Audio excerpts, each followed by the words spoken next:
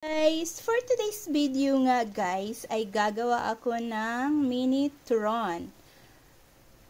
Turon from Toronto, Canada. Para sa aming merienda for today. Ang dami niyan. O, diba? Ganon. Ganon na ganon. Sobrang sarap.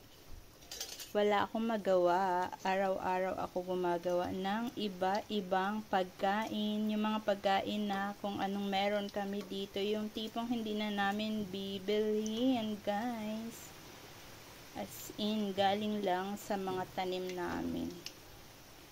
Ay, namin! Maka namin! Tanim lang pala ng tatay at nanay ko. Kaya, murayta lang itechiwa, guys. Pagkain ng mahirap, pero masarap. Sobrang sarap. Yan ang nagawa ko. 2 salang na yan. Tapos, ito pangatlo. Mga 2 salang din ito. Kasi maliit lang yung kawali ko.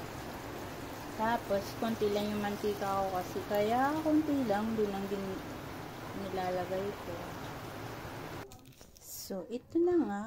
Ito na yung finished product. Nakagawa ako ng 42 pieces. Tapos, 4 lang kaming kakain. Kaya, bibigyan ko ng Toronto, Canada ang aking kapatid at ang aking mga kapitbahay, charis. Yung mga kamag-anak ko, syempre.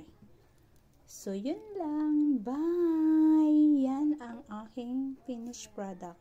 Turon. From Toronto, Canada. Bye!